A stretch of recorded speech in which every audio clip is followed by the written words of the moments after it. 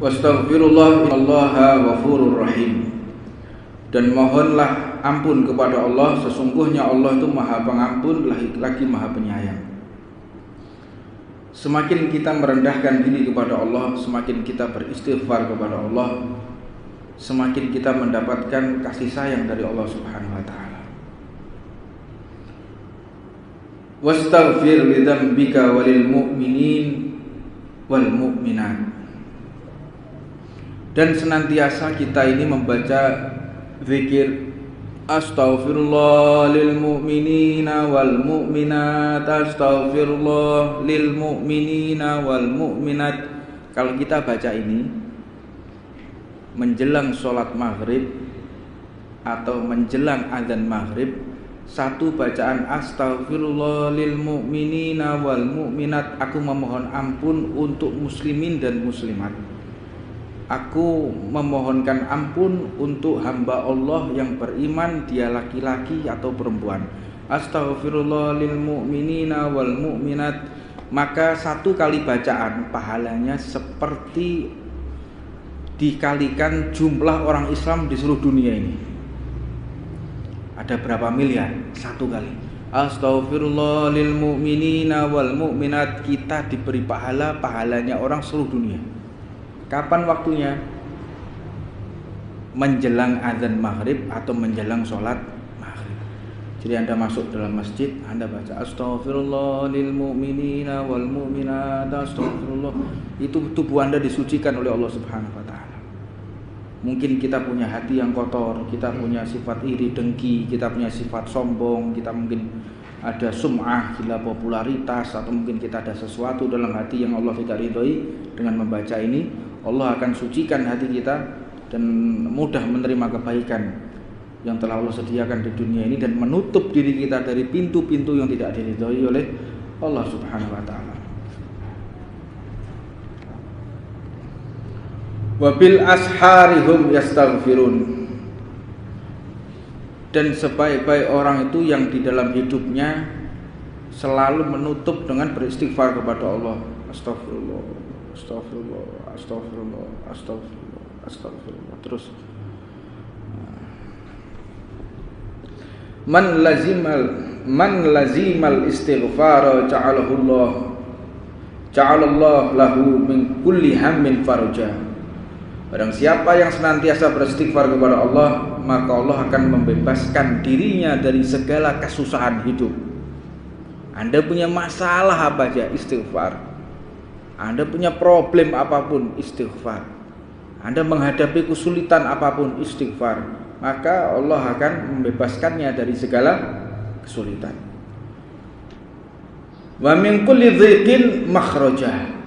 Dan memberikan solusi untuk segala masalah kita. Ada jalan keluarnya.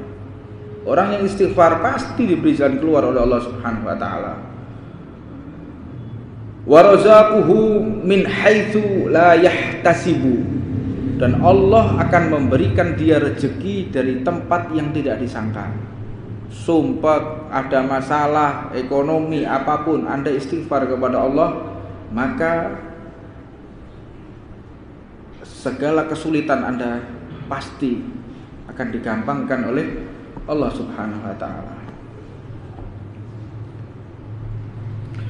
Tuba liman wajada fi sahifatihi istighfaran katsiran. Sungguh beruntung orang yang mendapatkan dalam buku catatannya banyak-banyak dia memohon ampun, istighfar kepada Allah. Dan penting kita pahami bersama bahwa istighfar ini adalah wujud kalau kita butuh kepada Allah, kita merasa bersalah, kita merasa diri kita ini hina, merasa diri kita ini jelek, maka kita butuh dengan istighfar.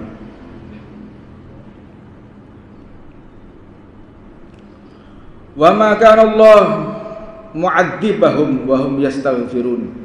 Dan tidak mungkin Allah itu akan mengazab, menyiksa seseorang manakala dia beristighfar. Dan istighfar ini kita mohon kepada Allah bukan pada saat kita hidup, tapi pada saat apapun yang terlintas di dalam hati. Jangan sekali-kali Di dalam diri kita ada terlintas kita sudah baik sehingga kita nggak butuh istighfar. Yang kedua, berhati-hati di dalam niat. Karena niat ini yang akan membawa kita selamat atau tidak. Bahkan dikatakan niatul mukmin khairun min amalihi. Niatnya orang yang beriman itu lebih mulia, lebih diterima oleh Allah daripada amalannya. Karena orang beramal itu bisa dia ikhlas, bisa tidak amal. Ada orang sholat, saya niat mau sholat, sholatnya bisa jadi dia ikhlas, bisa tidak. Sholatnya bisa diterima, bisa tidak. Kalau niat pasti diterima. Karena niat itu tidak mungkin orang akan pamer dengan niat dalam hati ya, bukan niat yang dilafadzkan, niat yang ada di dalam hati. Karena pernah satu kisah, ada seorang kakak dan adik tinggal di dalam satu rumah susun. Rumah susun ini rumahnya bukan rumah tingkat, tapi rumah di dalam rumah tempat tidurnya susun. Ya, jadi lantainya itu kelihatan begitu. Jadi kalau mau naik ke rumahnya adiknya, si kakak ini harus naik dalam satu rumah. Si kakak ini luar biasa taatnya kepada Allah, taat 5 waktu di masjid. Setiap hari zikir, sholawat, baca Quran. Si adik tiap hari maksiat, tiap hari ke tempat-tempat maksiat, tiap hari. Si kakak selalu memberikan nasihat. Wahai adikku, apa nikmatnya Anda ini maksiat? Apa enaknya maksiat? Apakah tidak ada sesuatu dalam hatimu? Engkau mungkin takut, engkau mungkin sumpek. Kata adiknya, enggak. Nama maksiat itu saya bisa mengeluarkan nafsu saya, bisa menuruti nafsu saya. Wah, maksiat itu begini. Mereka sering cekcok. Kakak ini enggak pernah keluar. Ayo toh kapan-kapan keluar. Kapan-kapan keluar tak ajak biar tahu. Kamu yang ikut saya. Bagaimana rasa nikmatnya orang yang dekat kepada Allah. Terus tiap hari cekcok. Suatu saat si kakak ini mau naik, si adik mau turun. Karena memang rumahnya nggak bagus, rubuh rumah ini, tergencet mati dua-duanya. Maka langsung diangkat oleh malaikat, rohnya dibawa ke surga. Si kakak ini karena ahli ibadah, si adik rohnya disiksa oleh Allah Subhanahu wa taala. Ada perintah dari Allah Subhanahu wa taala. Malaikat, Anda salah. Malaikat, Anda salah. Si adik bawa ke surga, si kakak azab ke neraka. Ya Allah, aku sebagai saksinya. Raqib Atid sebagai saksinya. Bahwa catatan daripada si kakak ini luar biasa, ibadah, sholat. Raqib Atid masih disalahkan oleh Allah Subhanahu wa taala. Salah kalian. Kalian salah. Yang benar adiknya masukkan surga, kakaknya azab di neraka. Kenapa? Engkau tidak tahu apa yang terlintas dalam hatinya. Si kakak mau naik, si adik mau turun. Akhir detik akhirnya, si kakak ini mengatakan, saya tak nyoba maksiat, niat mau maksiat. Adiknya turun, niat mau taubat kepada Allah Subhanahu wa taala. Di detik-detik terakhir mati dua-duanya. Makanya kita berhati-hati. Yang poin yang pertama, malaikat Raqib Atid saja tidak tahu orang ini diterima atau tidak oleh Allah, dia berhak masuk surga atau tidak, dia salah atau tidak. Yang tahu hanya Allah Subhanahu wa taala. Poin kedua, berhati-hatilah kita memasang niat dalam hati. Berhati-hatilah kita berprasangka buruk di dalam hati. Hati-hati. Kalau sudah kita punya kretek maksiat, disitulah Allah menutup pintu taubat. Apalagi merencanakan maksiat yang akan dilakukan berbulan-bulan. Apalagi merencanakan maksiat yang akan dilakukan di tahun-tahun yang akan datang. Disitulah Allah menutup pintu taubat para hambanya yang sudah punya niat. Saya niat nanti malam minggu, sekarang masih hari Senin, malam Selasa, malam minggu saya mau ke karaoke, saya mau maksiat. selama Selasa, Rabu, Kamis, Jumat Anda mati su'ul khotimah. Karena apa? Anda di malam Minggu, malam Ahad Anda sudah berencana maksiat kepada Allah Subhanahu wa taala. Hati-hati untuk memasang niat. Karena di situ tempat Allah melihat ini hati. Kata Imam Abdullah bin Haddad,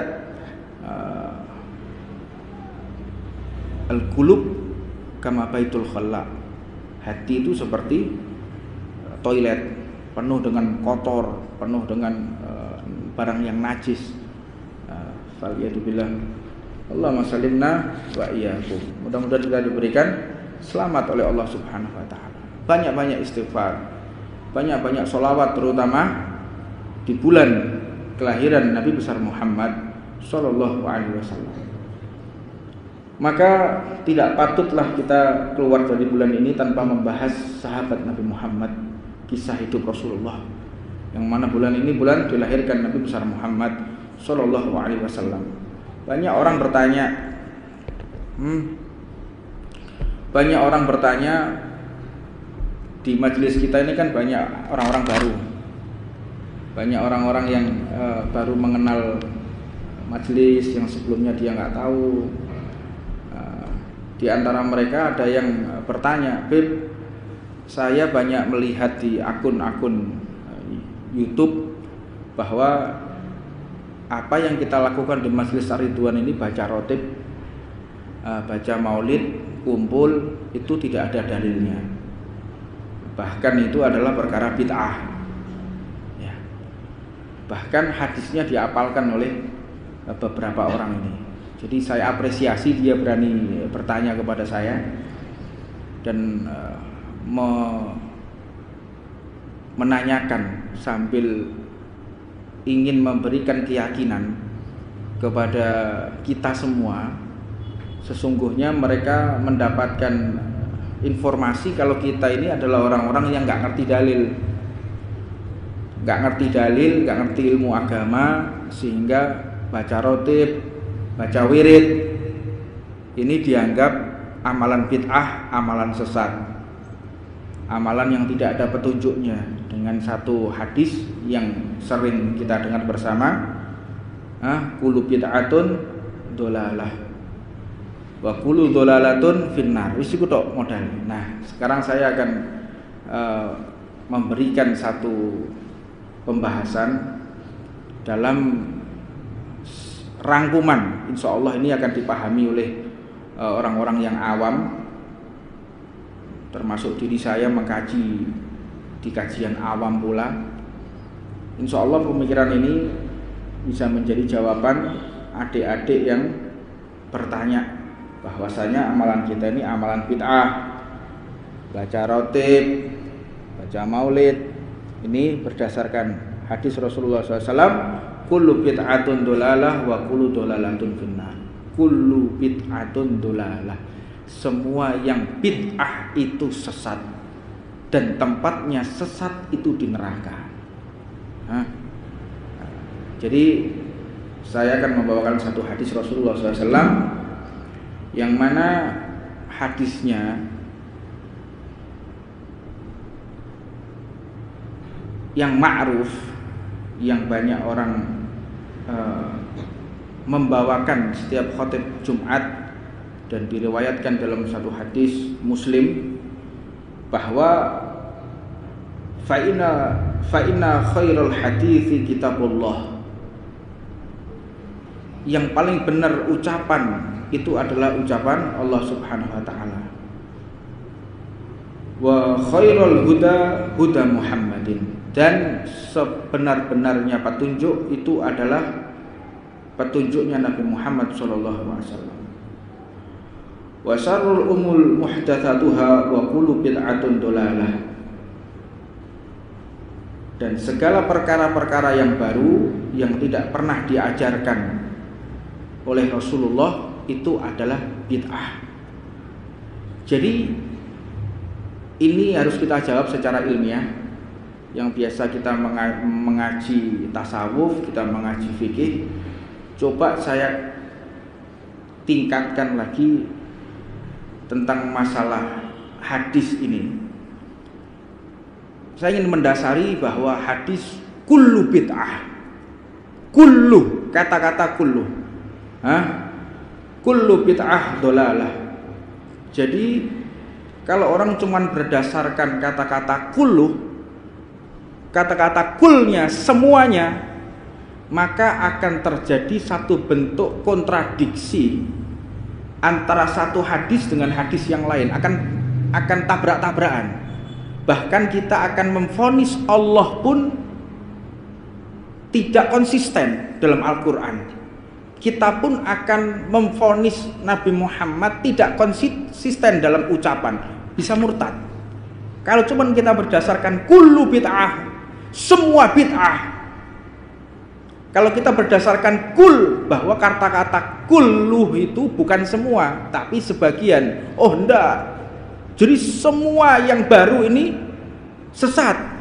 Kata-kata kulluh di dalam bid'ah itu tidak semua, tapi yang diinginkan atau yang digarisi oleh Allah melalui sunnah, melalui Al-Quran. Jadi kalau sudah ada perkara yang sudah ditetapkan, misalnya sholat 5 waktu, kita tambah 6 waktu, itu bid'ah.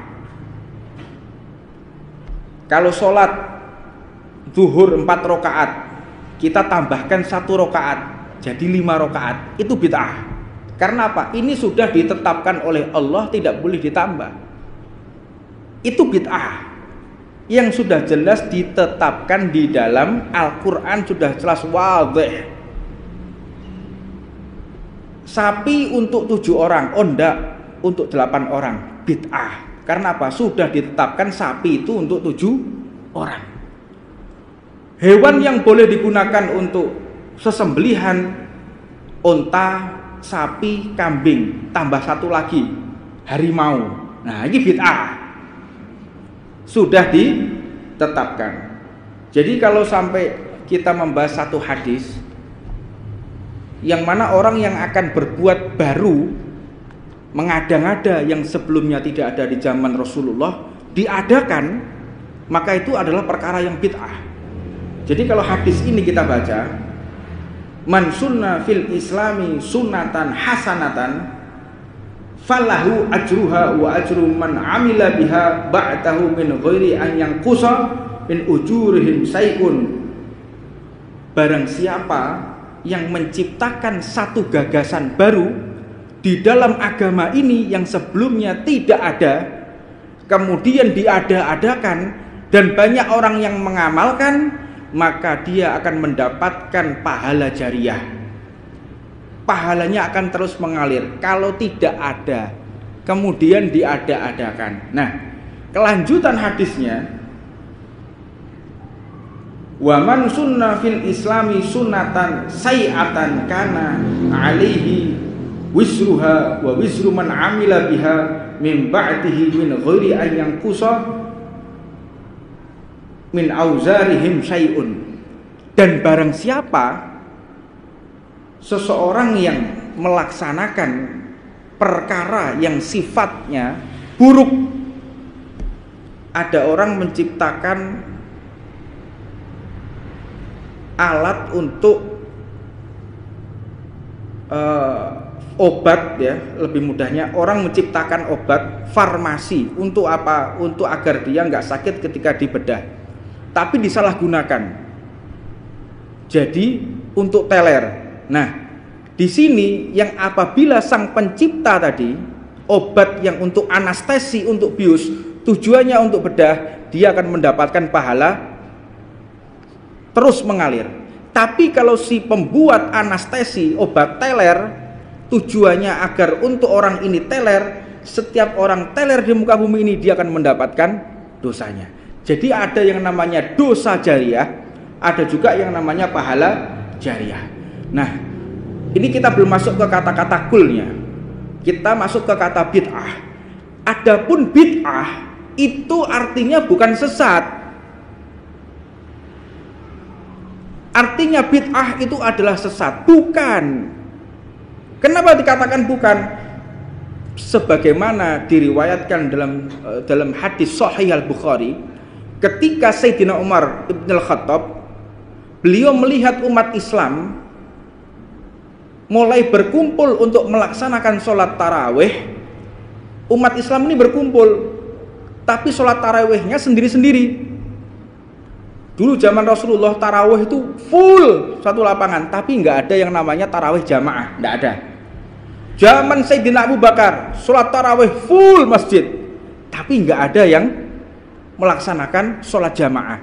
Kapan pertama kali sholat jamaah tarawih? Pada masa Sayyidina Umar bin Khattab radhiyallahu taala anhu. Dan Sayyidina Umar pun menegaskan apa yang beliau katakan, ni'mal bid'ah hadhihi. Nikmatnya bid'ah adalah ini. Lah masa kalau artinya bid'ah itu sesat, kalau kita tidak mau menggunakan kata bid'ah, pasti bid'ah itu artinya sesat. Apakah Sayyidina Umar mengatakan nikmatnya sesat adalah ini? Jadi tidak bisa kita mengatakan bid'ah itu artinya pasti sesat.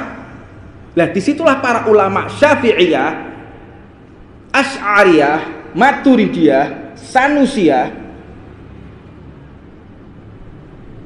arba madzhab, 4 madhab mengatakan bid'ah itu ada berbagai macam. Ada bid'ah mandubah, ada bid'ah wajibah, ada bid'ah mubah, ada bid'ah syai'ah. Ada memang bid'ah yang wajib. Apa bid'ah wajib itu? Yaitu ketika Sayyidina Utsman membuat Al-Qur'an. Ini bid'ah wajib. Sebagaimana ada perdebatan di situ. Ketika mushaf ini disodorkan kepada Sayyidina Abu Bakar, Khalifah Sayyidina Abu Bakar, disodorkan mushaf ini.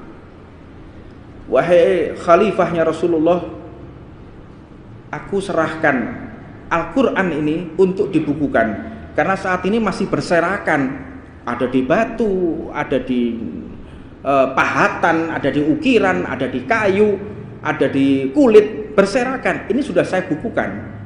Bagaimana menurutmu kalau ini akan saya perbanyak dan akan saya cetak? Apa kata Sayyidina Abu Bakar? Tidak mungkin, karena tidak ada petunjuk dari Nabi Muhammad SAW. Sayyidina Umar mulai untuk mendorong Sayyidina Abu Bakar. Wahai Abu Bakar, khalifahnya Rasulullah, bukankah ini perkara yang baik? Bukankah ini perkara yang baik? Maka dijawab oleh Sayyidina Abu Bakar, apakah engkau mau mengambil resiko kalau ini tidak diridhoi oleh Rasulullah? Ini akan ada resiko, tidak ada petunjuk dari Nabi Muhammad. Apakah kita akan membuat bid'ah perkara yang baru? Kalau memang ini perkara yang baik, kenapa Rasulullah tidak memerintahkan membukukan Al-Quran? Enggak ada, sampai Rasulullah wafat pun enggak ada Al-Quran. Berserakan Al-Quran di mana-mana, enggak terkumpul dalam satu buku. Maka ketika wafatnya Sayyidina Abu Bakar diganti khalifah Sayyidina Umar, diajukan lagi, sebagaimana engkau dulu mendukung wahai Khalifah Amirul Mukminin Umar bin Khattab, aku saat ini menyerahkan Al-Quran lagi untuk dibukukan. Apa kata Sayyidina Umar? Nggak, jangan, saya nggak mau ambil resiko.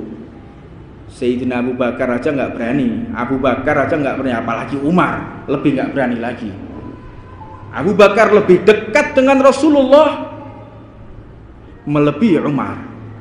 Iman Sayyidina Abu Bakar lebih besar dibandingkan imannya Sayyidina Umar, daripada imannya Umar.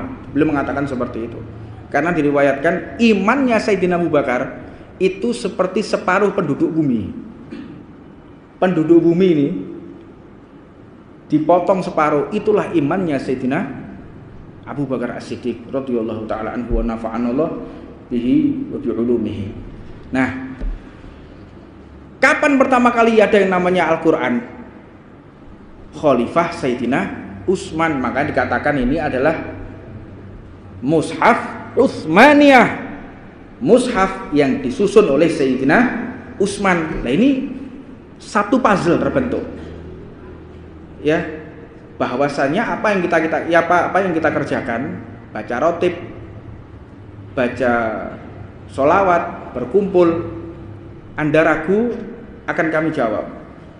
Al-Imam Fairuz Abadi dalam kitabnya Qamus Al-Muhit, beliau mengatakan al-kullu Bidhammi ismu jami'il ajza lidzakari wal untha. Aw yuqalu kullu rajulin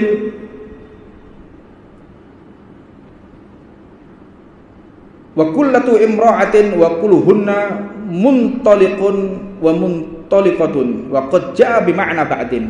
Nah, Anda harus tahu bahwa kullu yang di situ ada dhammah. Di situ ada kata-kata feminim. Di dalam sastra Arab, dhammah itu ada kata-kata feminim. Ada pula kata kullu dinisbatkan kepada maskulin atau laki-laki. Nah, di situ apabila kita berbicara kulluhunna muntaliq atau muntaliqah, dan sesungguhnya datang kulluh dengan makna sebagian. Jadi kulluh itu sendiri bisa diartikan secara ini isim untuk laki-laki, bisa juga dikatakan isim ini untuk perempuan.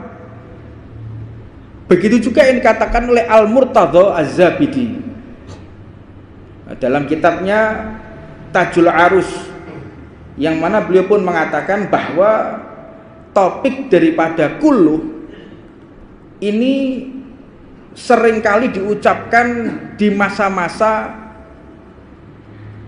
perdebatan penegakan syariat di masa Sayyidina Umar dan Sayyidina Utsman. Di antaranya ketika Sayyidina Umar menanyakan kepada Sayyidina Utsman tentang satu perkara, di dalam kata kulluh di situ digunakan oleh Sayyidina Umar menanyakan kepada Sayyidina Utsman, apakah semua yang engkau kerjakan ini adalah pekerjaanmu? Maka Sayyidina Utsman pun mengatakan, semua yang dikerjakan ini adalah pekerjaan yang saya kerjakan. Padahal pada nyatanya bukan semua, karena di situ di dalam satu bentuk contoh kasus, di situ Sayyidina Umar memerintahkan membuat kapal. Maka kapal tersebut tidak semua dibangun oleh Sayyidina Utsman, tetapi ada yang dibangun oleh qabilah atau suku-suku yang lain. Maka kata-kata semua yang di situ adalah yang menjadi tanggung jawab Sayyidina Utsman atas perintah Sayyidina Umar. Nah, di sini kasus tarikh. Ini kita paham bunda ini. Mudah-mudahan sampean paham lah. Ini untuk memahamkan mereka bahwa apa yang kita kerjakan bukan kita nggak ngerti dalil. Kita ini paham, kita ini belajar. Bukan ngajar nggak ngerti dalil, nggak ngerti sirah, nggak ngerti mantik, ndak. Mondok, awak ini mondok untuk potongan. Nah, ini untuk membantah mereka dan untuk meyakinkan hati-hati orang-orang yang atas thariqah kita. Nah, pada prinsipnya kalau kita belajar di dalam Al-Quran, di Al-Quran sendiri itu juga terjadi kontradiksi dalam kata-kata kulluh. Al-Quran, Allah Subhanahu wa ta'ala berfirman masalah ciptaannya, surat Al-Anbiya, yang mana dikatakan wa ja'alna minal ma'i kulla syai'in hayy, wa ja'alna minal ma'i kulla syai'in hayy. Aku telah ciptakan segala sesuatu yang punya nyawa itu terbuat dari air. Ini surat Al-Anbiya. Aku ciptakan semua ciptaanku yang bisa bernafas, punya nyawa, terbuat dari air. Namun di dalam ayat yang lain Allah memberikan penjelasan, wa khalaqal jan min marijin min narin, dan Allah telah menciptakan jin dari percikan api yang menyala. Loh, ini di surat Ar-Rahman Allah mengatakan menciptakan jin dari api, tapi di surat Al-Anbiya Allah mengatakan semua yang punya nyawa itu terbuat dari air. Terjadi kontradiksi, berbenturan ayatnya. Allah Subhanahu wa ta'ala untuknya kalau belajar memahami segala sesuatu tidak bisa menggunakan tekstual. Makanya kalau kita belajar tafsir, ada gurunya, ada mufasirnya, belajar tafsir Quran. Jangan melihat satu hadis kullu bid'ah dolalah wa kullu dolalatun finnar. Semua bid'ah itu sesat. Jadi kalau tidak ada contohnya yang dicontohkan oleh Rasulullah, nggak ada Nabi Muhammad itu memperingati Maulid Nabi, tidak ada Nabi Muhammad ngajari rotib, nggak ada Nabi Muhammad ngajari untuk berkumpul, berzikir, nggak ada. Kalau memang ada, ya jelas dilaksanakan. Ada Rasulullah numpak pesawat, ada contohnya Rasulullah numpak pesawat. Kalau kita membahasan awam ini, ada contohnya Rasulullah numpak sepeda ontel, ada contohnya Rasulullah naik sepeda motor, ada contohnya Rasulullah dodolan minyak. Ono? Nggak ada. Ada dalilnya. Rasulullah sodakoh jam 2 siang. Ada dalilnya. Oh, kita nggak boleh sodakoh. Sodakoh itu berkaitan dengan ibadah. Ibadah apa nggak sedekah ini? Ibadah. Terus kalau kita mau sedekah orang jam 2 siang, ada dalilnya nggak? Nabi Muhammad itu sedekah jam 2 siang. Ada. Mati sampean. Nggak bisa. Amaliyah itu apabila sudah diperintahkan keharamannya, pasti ada perintah haram. Aulidatihi, atau zatnya yang haram, atau ada indikasi keharaman, yaitu ada mudharat menurut ijma' qiyas para ulama.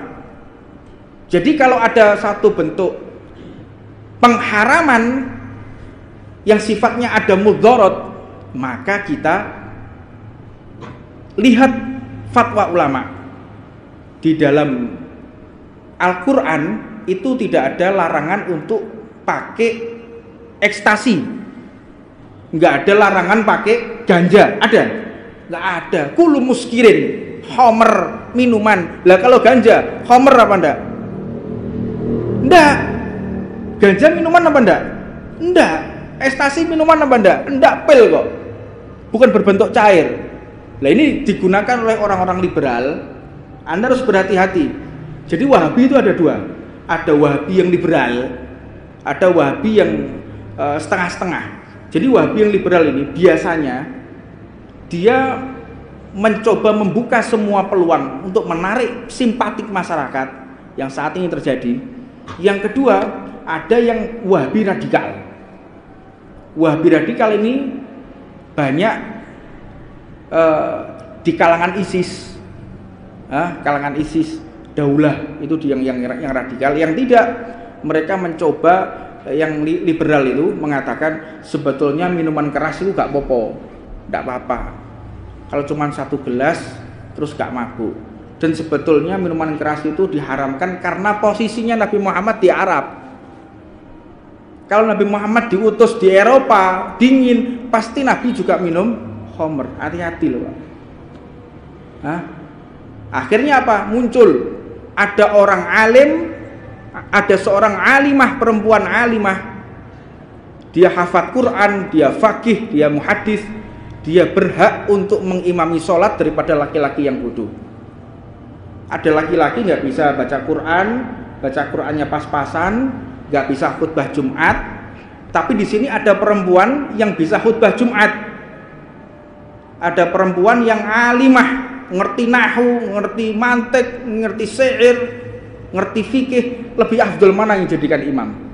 Lah, ini kerancauan berikutnya yang mereka mencoba mengacak pikiran kita yang bukan apple to apple. Jadi lek wong lanang disematkan dengan yang jelek, dengan yang rendah, yang perempuan disematkan dengan sesuatu yang tinggi. Akhirnya apa?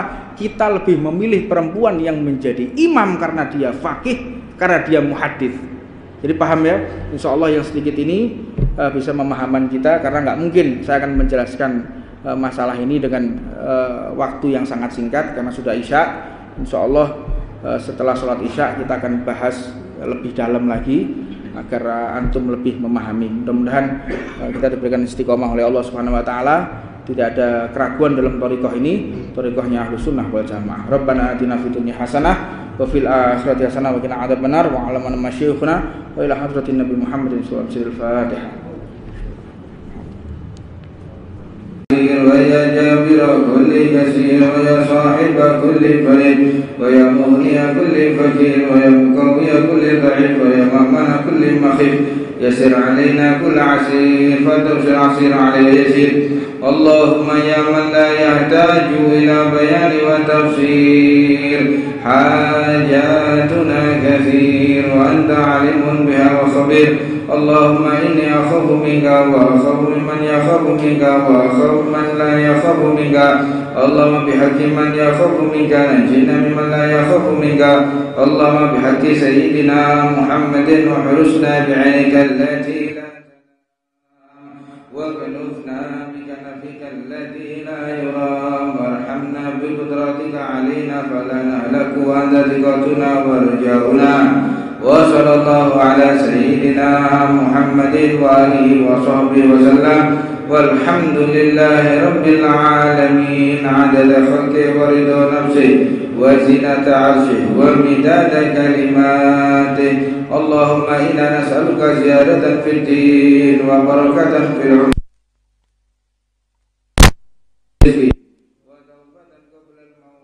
وشهادة عند الموت ومغفرة بعد الموت وعفوا عند الحساب وأمانا من العذاب ونسيبا من الجنة وارزقنا نظر إلى وجهك الكريم. وصلى الله على سيدنا محمد وعلى آله وصحبه وسلم. سبحان ربك رب العزة عما يصفون وسلام على المرسلين والحمد لله رب العالمين عدد خلقه ورضا نفسه وزنة عرشه ومداد كلماته.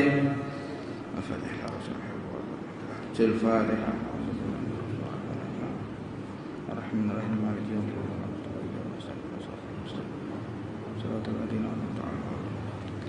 بسم الله الرحمن الرحيم. اللهم إني أعتدت بدرب الله طوله ما شاء الله كفله لا إله إلا الله بابه محمد رسول الله صلى الله عليه وسلم سقفه لا حول ولا قوة إلا بالله العلي العظيم. أحاط بنا من بسم الله الرحمن الرحيم. الحمد لله رب العالمين الرحمن الرحيم مالك يوم الدين. إياك نعبد وإياك نستعين اهدنا الصراط المستقيم صراط الذين أنعمت عليهم غير المغضوب عليهم ولا الضالين آمين. سور وآية الله لا إله إلا هو الحي القيوم لا تأخذه سنة ولا نوم له ما في السماوات وما في الأرض. من ذا الذي يشفع عنده إلا بإذنه يعلم ما بين أيديهم وخلفهم ولا يحيطون بشيء من علمه إلا بما شاء وسع كرسيه السماوات والأرض ولا يؤوده حفظهما وهو العلي العظيم. بنا استدارت كما استدارت الملائكة بمدينة الرسول بلا خندق ولا سور من كل قدر مقدور وحضر معذور ومن جميع السرور. تترسنا بالله من عدونا وعدو الله من ساك عرش الله إلى ضاعي أرض الله بمئة ألف لا حول ولا قوة إلا بالله العلي العظيم. صنعته لا تنقطع بمئة ألف لا حول ولا قوة إلا بالله العلي العظيم. عزيماته لا تنشق بمئة ألف لا حول ولا قوة إلا بالله العلي العظيم. اللهم إن أحد أرادني بسوء من الجن والإنس والوحوش وغيرهم من سائر المخلوقات من بشر أو شيطان أو سلطان أو وسواس فاردد نظرهم في انتكاس وقلوبهم بوسواس وأوديهم بإفلاس وبقهم من الرجل إلى رأس لا في سهل يقطع ولا في جبل يطلع بمئة ألف لا حول ولا قوة إلا بالله العلي العظيم. وصلى الله على سيدنا محمد وعلى آله وصحبه وصحبه وسلم. سبحان ربك رب العزة عما يصفون وسلام على المرسلين والحمد لله رب العالمين في كل لحظة أبدا عدد خلقه ورضا نفسه وزنة عرشه ومداد كلماته.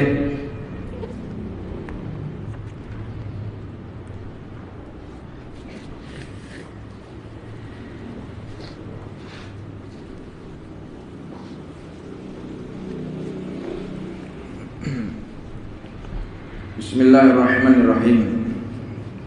Assalamualaikum warahmatullahi wabarakatuh.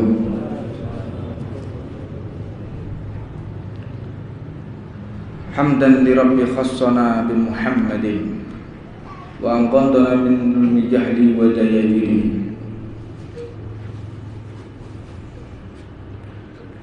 Allahumma salli wa sallim wa karim wa nu'azzim ala sayyidina Muhammadin wa ala alihi wa sahbihi wa man tabi'ahu bi ihsanin ila yaumiddin wa ana ma'ahum bi rahmatika ya arhamar rahimin. Subhanaka la ilma lana illa ma 'allamtana innaka antal alimul hakim. Rabbi shrah li sadri wa yassir amri wa hlul 'uqdatam min lisani yafqahu qawli.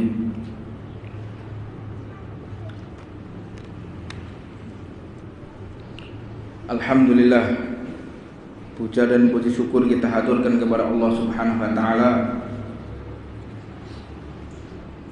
yang telah membimbing kita sehingga pada malam hari ini kita bisa berkumpul, berzikir, membaca wirid, membaca doa, melaksanakan perintah Allah. Tiada lain, ini adalah rahmat Allah secara khusus yang diberikan kepada kita, yang tidak diberikan kepada semua orang. Untuknya kita patut bersyukur atas rahmat Allah yang telah diberikan kepada kita berupa ketaatan. Tidak ada di dunia ini yang lebih berharga kecuali kita taat kepada Allah Subhanahu wa taala. Melanjutkan tentang apa yang disampaikan oleh Al-Imam Abdullah bin Ali Al-Haddad dalam kitabnya Nasha'ih Diniyah tentang pentingnya kita untuk senantiasa mendekatkan diri kepada Allah dan menjauhkan diri dari tipu daya. Orang jika memang jauh dari tipu daya atau dirinya tertipu, dia akan jauh pula dengan membaca istighfar. Semakin banyak membaca istighfar, semakin banyak pula peluang dia dekat kepada Allah Subhanahu wa taala. Astaghfirullah innallaha ghafurur rahim. Mohon maaf karena saya agak meler ini, mestinya tidak sopan saya ngajar sama minum ini, saya mohon maaf.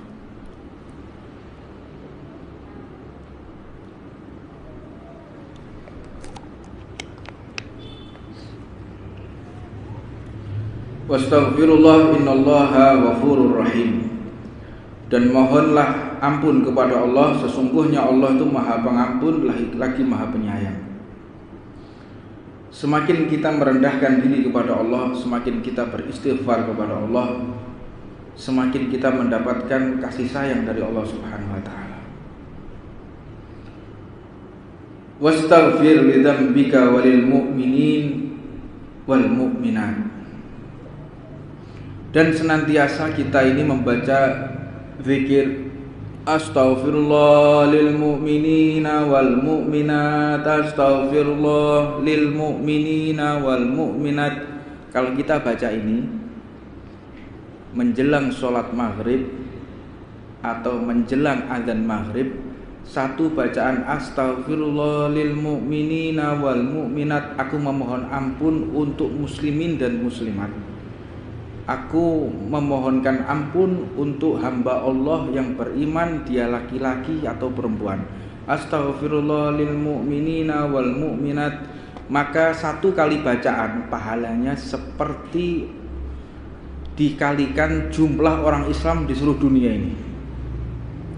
Ada berapa miliar? Satu kali astaghfirullah lil mu'minina wal mu'minat, kita diberi pahalanya orang seluruh dunia. Kapan waktunya? Menjelang azan maghrib atau menjelang sholat maghrib. Jadi Anda masuk dalam masjid, Anda baca astaghfirullah lil mu'minina wal mu'minat, astaghfirullah. Itu tubuh Anda disucikan oleh Allah Subhanahu wa taala. Mungkin kita punya hati yang kotor, kita punya sifat iri dengki, kita punya sifat sombong, kita mungkin ada sum'ah, gila popularitas, atau mungkin kita ada sesuatu dalam hati yang Allah tidak ridhoi.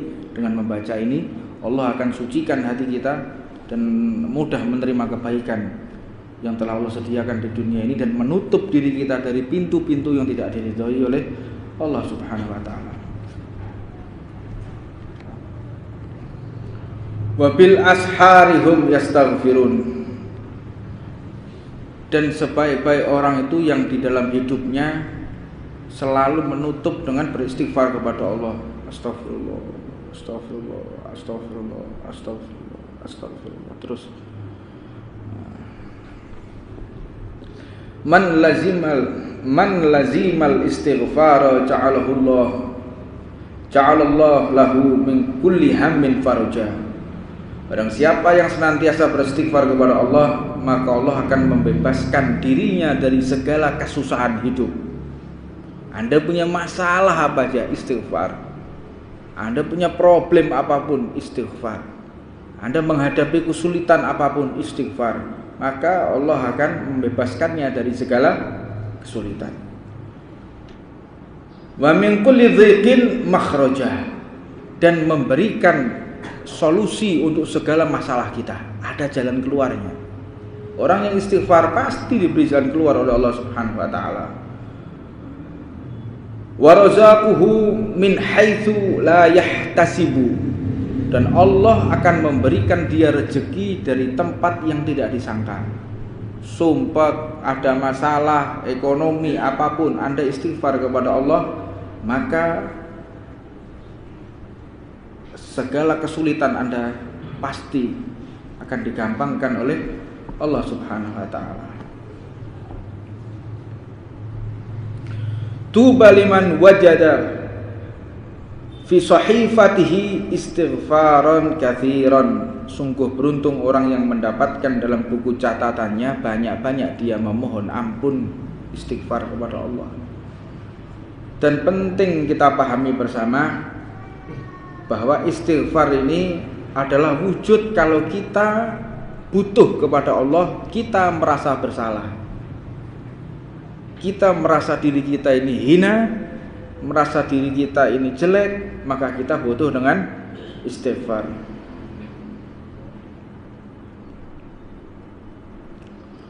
Wa ma kana Allah mu'adzibahum wa hum yastaghfirun, dan tidak mungkin Allah itu akan mengazab, menyiksa seseorang manakala dia beristighfar.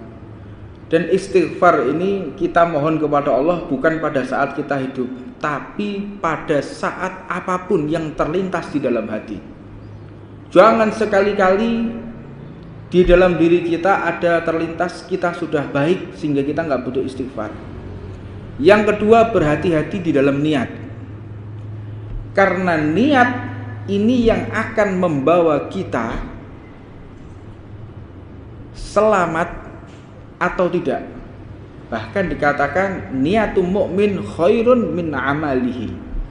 Niatnya orang yang beriman itu lebih mulia, lebih diterima oleh Allah daripada amalannya. Karena orang beramal itu bisa dia ikhlas, bisa tidak amal. Ada orang sholat, saya niat mau sholat, sholatnya bisa jadi dia ikhlas, bisa tidak. Sholatnya bisa diterima, bisa tidak.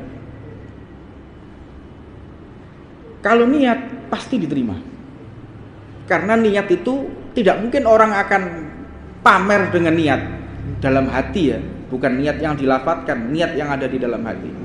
Karena pernah satu kisah, ada seorang kakak dan adik tinggal di dalam satu rumah susun. Rumah susun ini rumahnya bukan rumah tingkat, tapi rumah di dalam rumah tempat tidurnya susun ya, jadi lantainya itu kelihatan begitu. Jadi kalau mau naik ke rumahnya adiknya, si kakak ini harus naik dalam satu rumah. Si kakak ini luar biasa taatnya kepada Allah, taat 5 waktu di masjid. Setiap hari zikir, sholawat, baca Quran. Si adik tiap hari maksiat. Tiap hari ke tempat-tempat maksiat, tiap hari. Si kakak selalu memberikan nasihat. Wahai adikku, apa nikmatnya Anda ini maksiat? Apa enaknya maksiat? Apakah tidak ada sesuatu dalam hatimu? Engkau mungkin takut, engkau mungkin sumpek. Kata adiknya, enggak. Nama maksiat itu saya bisa mengeluarkan nafsu saya, bisa menuruti nafsu saya. Wah, maksiat itu begini. Mereka sering cekcok. Kakak ini enggak pernah keluar. Ayo toh kapan-kapan keluar. Kapan-kapan keluar tak ajak biar tahu. Kamu yang ikut saya. Bagaimana rasa nikmatnya orang yang dekat kepada Allah. Terus tiap hari cekcok. Suatu saat si kakak ini mau naik, si adik mau turun. Karena memang rumahnya nggak bagus, rubuh rumah ini, tergencet mati dua-duanya. Maka langsung diangkat oleh malaikat, rohnya dibawa ke surga. Si kakak ini karena ahli ibadah, si adik rohnya disiksa oleh Allah Subhanahu wa taala. Ada perintah dari Allah Subhanahu wa taala. Malaikat, Anda salah. Malaikat, Anda salah. Si adik bawa ke surga, si kakak azab ke neraka. Ya Allah, aku sebagai saksinya. Raqib Atid sebagai saksinya. Bahwa catatan daripada si kakak ini luar biasa. Ibadah, sholat. Raqib Atid masih disalahkan oleh Allah Subhanahu wa ta'ala. Salah kalian. Kalian salah. Yang benar adiknya masukkan surga, kakaknya azab di neraka. Kenapa? Engkau tidak tahu apa yang terlintas dalam hatinya. Si kakak mau naik, si adik mau turun. Akhir detik akhirnya, si kakak ini mengatakan, saya tak nyoba maksiat, niat mau maksiat. Adiknya turun, niat mau taubat kepada Allah Subhanahu wa ta'ala. Di detik-detik terakhir mati dua-duanya. Makanya kita berhati-hati. Yang poin yang pertama, malaikat Raqib Atid saja tidak tahu orang ini diterima atau tidak oleh Allah, dia berhak masuk surga atau tidak, dia salah atau tidak. Yang tahu hanya Allah Subhanahu wa ta'ala. Poin kedua, berhati-hatilah kita memasang niat dalam hati. Berhati-hatilah kita berprasangka buruk di dalam hati. Hati-hati. Kalau sudah kita punya kretek maksiat, disitulah Allah menutup pintu taubat. Apalagi merencanakan maksiat yang akan dilakukan berbulan-bulan. Apalagi merencanakan maksiat yang akan dilakukan di tahun-tahun yang akan datang. Disitulah Allah menutup pintu taubat para hambanya yang sudah punya niat. Saya niat nanti malam minggu, sekarang masih hari Senin, malam Selasa, malam minggu saya mau ke karaoke, saya mau maksiat. Selama Selasa, Rabu, Kamis, Jumat Anda mati su'ul khotimah. Karena apa? Anda di malam Minggu, malam Ahad Anda sudah berencana maksiat kepada Allah Subhanahu wa ta'ala. Hati-hati untuk memasang niat. Karena di situ tempat Allah melihat ini hati. Kata Imam Abdullah bin Al-Haddad, al-qulub kama baitul khalla. Hati itu seperti toilet, penuh dengan kotor, penuh dengan barang yang najis. Faliyatubillah. Allahumma salimna wa iyyakum. Mudah-mudahan kita diberikan selamat oleh Allah Subhanahu wa taala.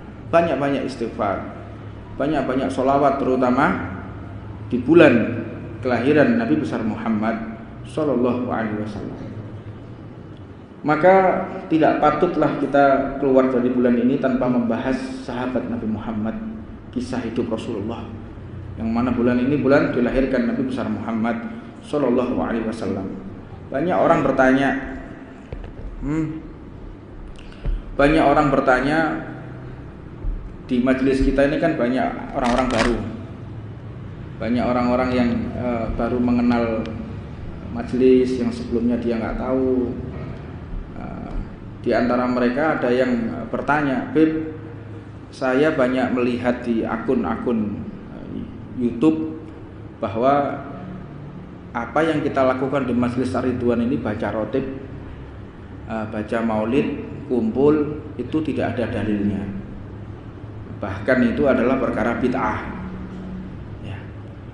Bahkan hadisnya diapalkan oleh beberapa orang ini.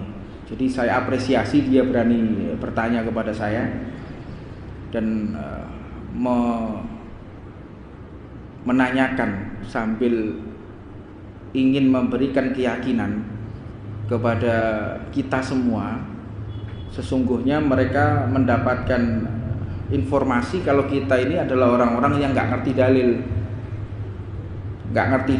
nggak ngerti ilmu agama, sehingga baca rotib, baca wirid ini dianggap amalan bid'ah, amalan sesat, amalan yang tidak ada petunjuknya. Dengan satu hadis yang sering kita dengar bersama, kullu bid'atun dolalah wa kullu dolalatun finnar. Wis iku tok modal. Nah, sekarang saya akan memberikan satu pembahasan dalam rangkuman. Insya Allah ini akan dipahami oleh orang-orang yang awam, termasuk diri saya mengkaji di kajian awam pula.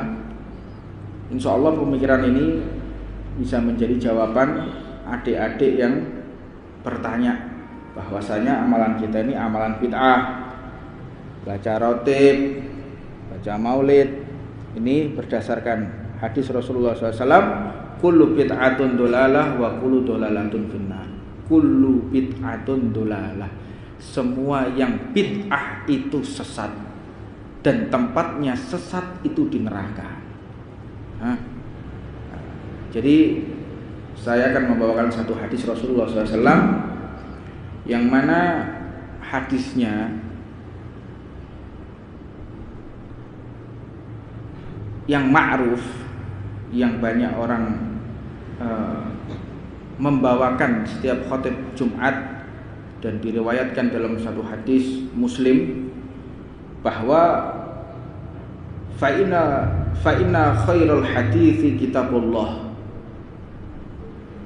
yang paling benar ucapan itu adalah ucapan Allah Subhanahu wa taala.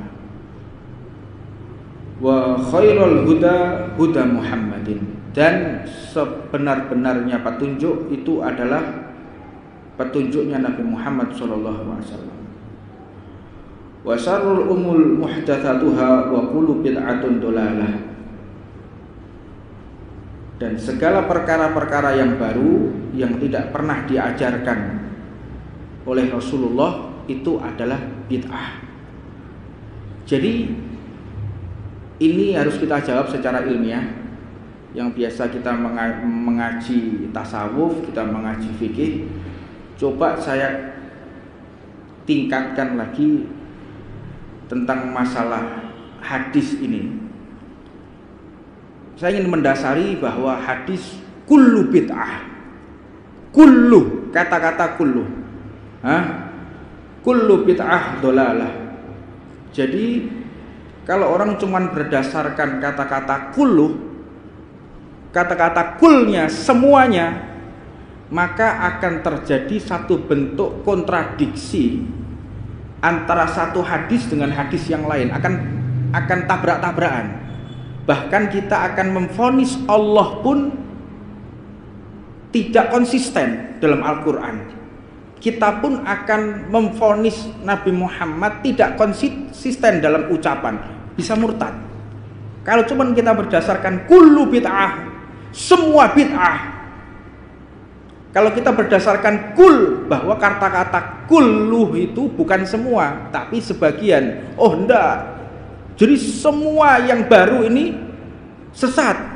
Kata-kata kulluh di dalam bid'ah itu tidak semua, tapi yang diinginkan atau yang digarisi oleh Allah melalui sunnah, melalui Al-Quran.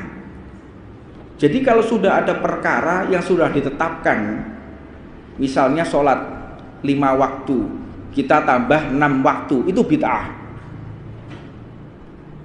Kalau sholat zuhur 4 rakaat, kita tambahkan 1 rakaat, jadi 5 rakaat, itu bid'ah. Karena apa? Ini sudah ditetapkan oleh Allah, tidak boleh ditambah. Itu bid'ah yang sudah jelas ditetapkan di dalam Al-Quran, sudah jelas wadih. Sapi untuk 7 orang, oh enggak, untuk 8 orang, bid'ah. Karena apa? Sudah ditetapkan sapi itu untuk 7 orang. Hewan yang boleh digunakan untuk sesembelihan, unta, sapi, kambing, tambah 1 lagi, harimau. Nah, ini bid'ah. Sudah ditetapkan. Jadi kalau sampai kita membahas satu hadis yang mana orang yang akan berbuat baru, mengada-ngada yang sebelumnya tidak ada di zaman Rasulullah, diadakan, maka itu adalah perkara yang bid'ah. Jadi kalau hadis ini kita baca, man sunna fil islami sunnatan hasanatan falahu ajruha wa ajru man amila biha ba'dahu min ghairi an yanqusa min ujurihim sayun. Barang siapa yang menciptakan satu gagasan baru di dalam agama ini yang sebelumnya tidak ada, kemudian diada-adakan dan banyak orang yang mengamalkan, maka dia akan mendapatkan pahala jariah. Pahalanya akan terus mengalir. Kalau tidak ada, kemudian diada-adakan. Nah, kelanjutan hadisnya, wa man sunna fil islami sunnatan sayi'atan kana alaihi wisruha wa wisru man amila biha min ba'dihi min ghairi an yanqusa min auzarihim syai'un. Dan barang siapa seseorang yang melaksanakan perkara yang sifatnya buruk, ada orang menciptakan alat untuk obat, ya, lebih mudahnya orang menciptakan obat farmasi untuk apa? Untuk agar dia nggak sakit ketika dibedah, tapi disalahgunakan jadi untuk teler. Nah, di sini yang apabila sang pencipta tadi obat yang untuk anestesi, untuk bius, tujuannya untuk bedah, dia akan mendapatkan pahala terus mengalir. Tapi kalau si pembuat anestesi obat teler, tujuannya agar untuk orang ini teler, setiap orang teler di muka bumi ini dia akan mendapatkan dosanya. Jadi ada yang namanya dosa jariah, ada juga yang namanya pahala jariah. Nah, ini kita belum masuk ke kata-kata kulnya. Kita masuk ke kata bid'ah. Adapun bid'ah itu artinya bukan sesat. Artinya bid'ah itu adalah sesat, bukan. Kenapa dikatakan bukan? Sebagaimana diriwayatkan dalam hadis Sahih Al-Bukhari, ketika Sayyidina Umar Ibn Al-Khattab, beliau melihat umat Islam mulai berkumpul untuk melaksanakan sholat tarawih. Umat Islam ini berkumpul, tapi sholat tarawihnya sendiri-sendiri. Dulu zaman Rasulullah tarawih itu full satu lapangan, tapi nggak ada yang namanya tarawih jamaah, nggak ada.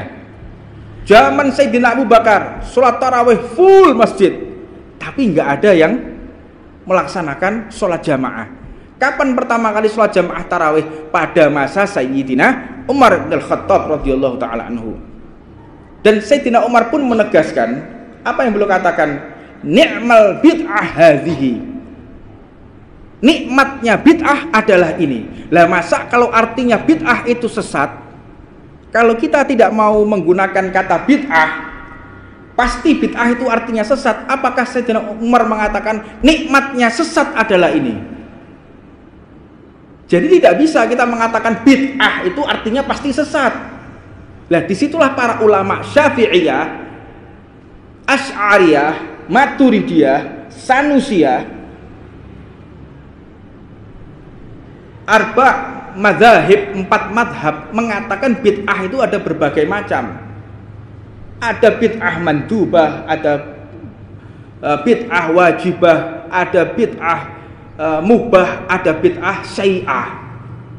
Ada memang bid'ah yang wajib. Apa bid'ah wajib itu? Yaitu ketika Sayyidina Utsman membuat Al-Qur'an. Ini bid'ah wajib.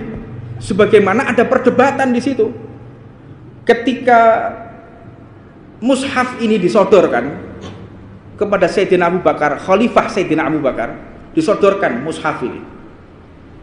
Wahai khalifahnya Rasulullah, aku serahkan Al-Qur'an ini untuk dibukukan. Karena saat ini masih berserakan, ada di batu, ada di pahatan, ada di ukiran, ada di kayu, ada di kulit, berserakan. Ini sudah saya bukukan. Bagaimana menurutmu kalau ini akan saya perbanyak dan akan saya cetak? Apa kata Sayyidina Abu Bakar? Tidak mungkin, karena tidak ada petunjuk dari Nabi Muhammad SAW. Sayyidina Umar mulai untuk mendorong Sayyidina Abu Bakar, wahai Abu Bakar, khalifahnya Rasulullah, bukankah ini perkara yang baik? Bukankah ini perkara yang baik? Maka dijawab oleh Sayyidina Abu Bakar, apakah engkau mau mengambil resiko kalau ini tidak diridhoi oleh Rasulullah? Ini akan ada resiko, tidak ada petunjuk dari Nabi Muhammad. Apakah kita akan membuat bid'ah perkara yang baru? Kalau memang ini perkara yang baik, kenapa Rasulullah tidak memerintahkan membukukan Al-Quran? Enggak ada, sampai Rasulullah wafat pun enggak ada Al-Quran. Berserakan Al-Quran di mana-mana, enggak terkumpul dalam satu buku. Maka ketika wafatnya Sayyidina Abu Bakar diganti Khalifah Sayyidina Umar, diajukan lagi, sebagaimana engkau dulu mendukung, wahai Khalifah Amirul Mukminin Umar bin Al-Khattab, aku saat ini menyerahkan Al-Quran lagi untuk dibukukan. Apa kata Sayyidina Umar? Nggak, jangan, saya nggak mau ambil resiko. Sayyidina Abu Bakar aja nggak berani, Abu Bakar aja nggak berani, apalagi Umar lebih nggak berani lagi. Abu Bakar lebih dekat dengan Rasulullah melebihi Umar. Iman Sayyidina Abu Bakar lebih besar dibandingkan imannya Sayyidina Umar, daripada imannya Umar. Beliau mengatakan seperti itu karena diriwayatkan imannya Sayyidina Abu Bakar itu seperti separuh penduduk bumi. Penduduk bumi ini dipotong separuh, itulah imannya Sayyidina Abu Bakar As-Siddiq radhiyallahu taala anhu wa nafa'anallah bihi wa bi ulumihi.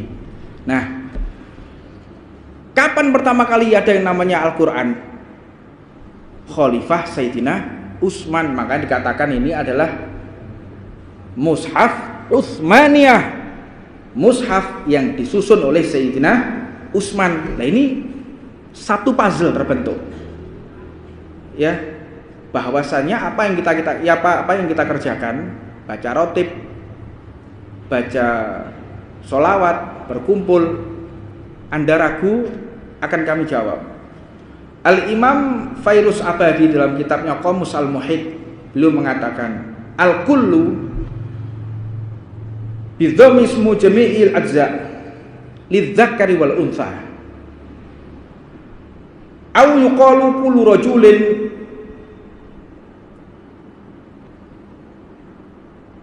wa kullatu imra'atin wa kulluhunna muntaliqun wa muntaliqatun wa qad ja'a bi ma'na ba'din. Nah, Anda harus tahu bahwa kullu yang di situ ada dhammah, di situ ada kata-kata feminim. Di dalam sastra Arab, dhammah itu ada kata-kata feminim. Ada pula kata kullu dinisbatkan kepada maskulin atau laki-laki. Nah, di situ apabila kita berbicara kulluhunna muntaliq atau muntaliqah, dan sesungguhnya datang kulluh dengan makna sebagian.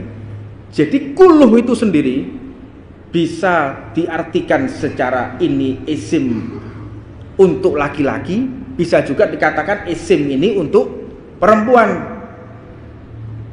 Begitu juga yang dikatakan oleh Al-Murtadha Az-Zabidi dalam kitabnya Tajul Arus, yang mana beliau pun mengatakan bahwa topik daripada kulluh ini seringkali diucapkan di masa-masa perdebatan penegakan syariat di masa Sayyidina Umar dan Sayyidina Utsman. Di antaranya ketika Sayyidina Umar menanyakan kepada Sayyidina Utsman tentang satu perkara, di dalam kata kuluh di situ digunakan oleh Sayyidina Umar menanyakan kepada Sayyidina Utsman, apakah semua yang engkau kerjakan ini adalah pekerjaanmu? Maka Sayyidina Utsman pun mengatakan, semua yang dikerjakan ini adalah pekerjaan yang saya kerjakan. Padahal pada nyatanya bukan semua, karena di situ di dalam satu bentuk contoh kasus, di situ Sayyidina Umar memerintahkan membuat kapal. Maka kapal tersebut tidak semua dibangun oleh Sayyidina Utsman, tetapi ada yang dibangun oleh qabilah atau suku-suku yang lain. Maka kata-kata semua yang di situ adalah yang menjadi tanggung jawab Sayyidina Utsman atas perintah Sayyidina Umar. Nah, di sini kasus tarikh. Ini kita paham bunda ini. Mudah-mudahan sampean paham lah. Ini untuk memahamkan mereka bahwa apa yang kita kerjakan bukan kita nggak ngerti dalil. Kita ini paham. Kita ini belajar, bukan ngajar gak ngerti dalil, gak ngerti sirah, gak ngerti mantik, ndak. Mondok, awak ini mondok untuk kotongan. Nah, ini untuk membantah mereka dan untuk meyakinkan hati-hati orang-orang yang atas thariqah kita. Nah, pada prinsipnya kalau kita belajar di dalam Al-Quran, di Al-Quran sendiri itu juga terjadi kontradiksi dalam kata-kata kulluh. Al-Quran, Allah Subhanahu wa ta'ala berfirman masalah ciptaannya. Surat Al-Anbiya yang mana dikatakan wa ja'alna minal ma'i kulla syai'in hayy, wa ja'alna minal ma'i kulla syai'in hayy. Aku telah ciptakan segala sesuatu yang punya nyawa itu terbuat dari air. Ini surat Al-Anbiya. Aku ciptakan semua ciptaanku yang bisa bernafas, punya nyawa, terbuat dari air. Namun di dalam ayat yang lain Allah memberikan penjelasan, wa khalaqal jan min marijin min narin. Dan Allah telah menciptakan jin dari percikan api yang menyala. Loh, ini di surat Ar-Rahman Allah mengatakan menciptakan jin dari api. Tapi di surat Al-Anbiya Allah mengatakan semua yang punya nyawa itu terbuat dari air. Terjadi kontradiksi, berbenturan ayatnya. Allah Subhanahu wa ta'ala untuknya kalau belajar memahami segala sesuatu tidak bisa menggunakan tekstual. Makanya kalau kita belajar tafsir, ada gurunya, ada mufasirnya, belajar tafsir Quran. Jangan melihat satu hadis kullu bid'ah dolalah wa kullu dolalatun finnar. Semua bid'ah itu sesat. Jadi kalau tidak ada contohnya yang dicontohkan oleh Rasulullah, nggak ada Nabi Muhammad itu memperingati Maulid Nabi, tidak ada Nabi Muhammad ngajari rotib, nggak ada Nabi Muhammad ngajari untuk berkumpul, berzikir, nggak ada. Kalau memang ada, ya jelas dilaksanakan. Ada Rasulullah numpak pesawat, ada contohnya Rasulullah numpak pesawat. Kalau kita membahasan awam ini, ada contohnya Rasulullah numpak sepeda ontel, ada contohnya Rasulullah naik sepeda motor, ada contohnya Rasulullah dodolan minyak. Ono? Nggak ada. Ada dalilnya. Rasulullah sedekah jam 2 siang. Ada dalilnya. Oh, kita nggak boleh sedekah. Sedekah itu berkaitan dengan ibadah. Ibadah apa nggak sedekah ini? Ibadah. Terus kalau kita mau sedekah orang jam 2 siang, Ada dalilnya enggak Nabi Muhammad itu sedekah jam 2 siang? Ada. Mati sampean. Enggak bisa. Amaliyah itu apabila sudah diperintahkan keharamannya pasti ada perintah haram. Aulidatihi, atau zatnya yang haram, atau ada indikasi keharaman, yaitu ada mudharat menurut ijma' qiyas para ulama. Jadi kalau ada satu bentuk pengharaman yang sifatnya ada mudharat, maka kita lihat fatwa ulama. Di dalam Al-Quran itu tidak ada larangan untuk pakai ekstasi, nggak ada larangan pakai ganja, ada?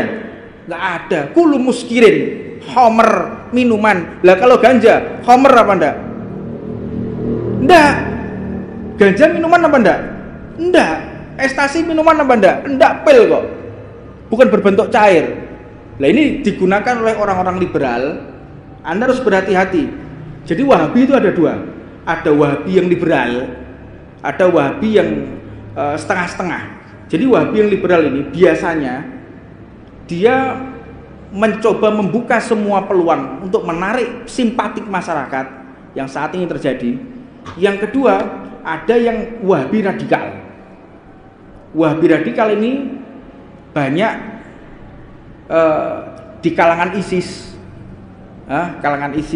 daulah itu yang radikal. Yang tidak, mereka mencoba. Yang liberal itu mengatakan sebetulnya minuman keras itu gak apa-apa kalau cuma 1 gelas terus gak mabuk. Dan sebetulnya minuman keras itu diharamkan karena posisinya Nabi Muhammad di Arab. Kalau Nabi Muhammad diutus di Eropa dingin, pasti Nabi juga minum khamr. Hati-hati loh Pak. Akhirnya apa? Muncul ada orang alim, ada seorang alimah, perempuan alimah, dia hafal Quran, dia faqih, dia muhadis, dia berhak untuk mengimami sholat daripada laki-laki yang bodoh. Ada laki-laki nggak bisa baca Quran, baca Qurannya pas-pasan, nggak bisa khutbah Jumat, tapi di sini ada perempuan yang bisa khutbah Jumat, ada perempuan yang alimah, ngerti nahu, ngerti mantik, ngerti syair, ngerti fikih. Lebih afdol mana yang jadikan imam? Lah, ini kerancauan berikutnya yang mereka mencoba mengacak pikiran kita yang bukan apple to apple. Jadi lek wong lanang disematkan dengan yang jelek, dengan yang rendah, yang perempuan disematkan dengan sesuatu yang tinggi. Akhirnya apa? Kita lebih memilih perempuan yang menjadi imam karena dia faqih, karena dia muhadits. Jadi paham ya? Insya Allah yang sedikit ini bisa memahaman kita, karena nggak mungkin saya akan menjelaskan masalah ini dengan waktu yang sangat singkat karena sudah Isya. Insya Allah setelah sholat Isya kita akan bahas lebih dalam lagi agar antum lebih memahami. Mudah-mudahan kita diberikan istiqomah oleh Allah Subhanahu Wa Taala. Tidak ada keraguan dalam thariqah ini, thariqahnya Ahlus Sunnah wal Jamaah. Rabbana atina fid dunya hasanah wa fil akhirati hasanah wa qina adzabannar wa 'ala man masyayikhuna wa ila hadratin Nabi Muhammadin sallallahu alaihi wasallam. Fatihah.